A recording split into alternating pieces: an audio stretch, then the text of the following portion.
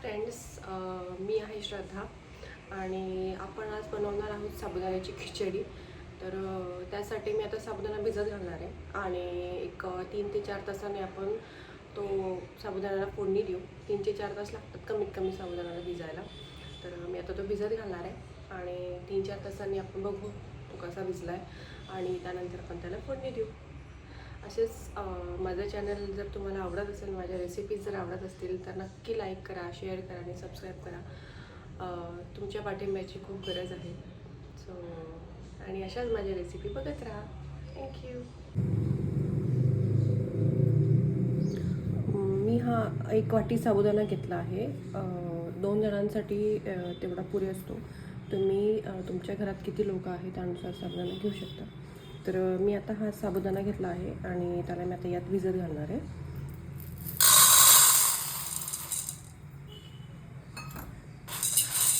तर मी याच्यात पाणी टाकणार आहे.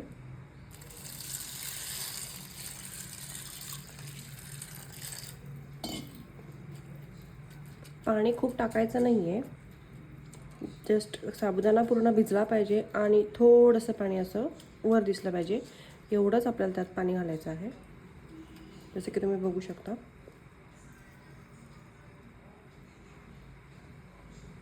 जास्त पाणी घातलेलं नाही आहे मी. ठीक आहे. तर या साबुदाण्याला आता आपण एक 4 तास असंच ठेवणार आहोत झाकून आणि 4 तासांनी पुन्हा बघूयात तो कसा भिजला आहे.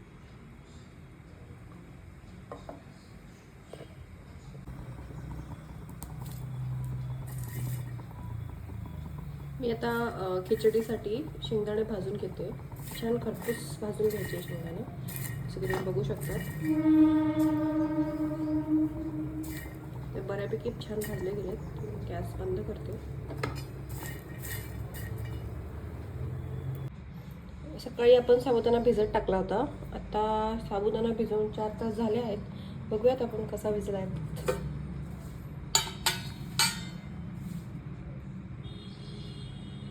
छान भिजला आहे साबुदाणा. एक दाणा मोकळा झालेला आहे.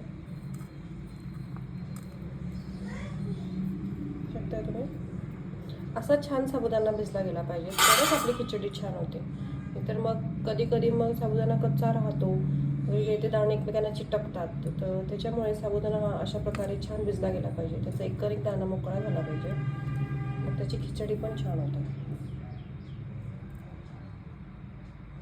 तर मी आता शेंगदाणे आणि कोथिंबीर आणि एक 4 ते 5 हिरव्या मिरच्या आपण मिक्सरमध्ये वाटून घेणार आहोत साबुदाण्यावर फोडणी देण्यासाठी. तर आता मी हे शेंगदाणे यात टाकते आहे.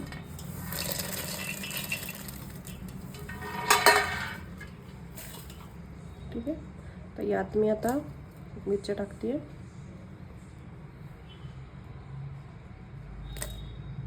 4-5 मिरच्या टाकते आणि ही स्वच्छ धुतलेली कोथिंबीर टाकते. ठीक आहे. आता आपण हे मिक्सरमध्ये वाटून घेऊयात. कढई ठेवली आहे तापायला. यात आपण तेल टाकूयात.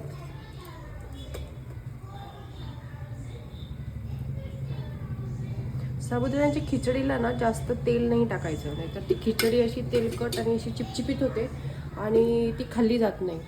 तर ही एक टीप आहे की साबुदाण्याच्या खिचडीला जास्त तेल टाकायचं नाही. अगदी त्याला जस्ट तो साबुदाणा व्यवस्थित शिजला पाहिजे एवढंच तेल टाकायचं. तर तेल थोडंसं गरम झालं आहे. यात मी आता साबुदाणा टाकून घेते.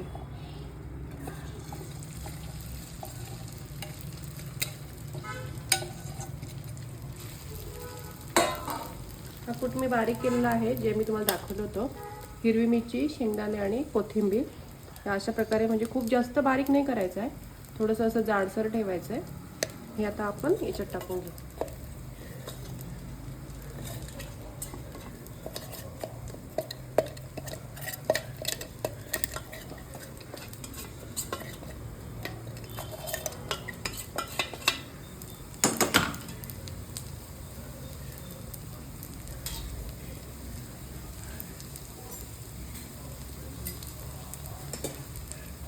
तर आता छान मिक्स करून घेऊ. कूट सगळीकडे लागला पाहिजे त्या साबुदाण्याला. अशा प्रकारे छान मिक्स करून घ्यायचं आहे. गॅस बारीक करायचा आहे. तर साबुदाणा खाली चिटकून जातो.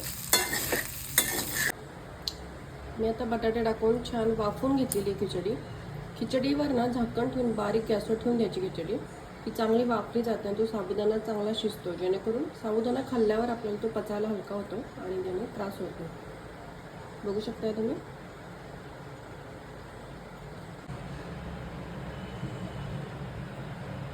माझी खिचडी रेडी झालेली आहे.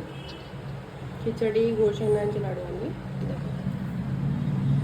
माझी रेसिपी आवडली असेल तर नक्की करून बघा आणि लाईक, शेअर आणि सबस्क्राईब करा.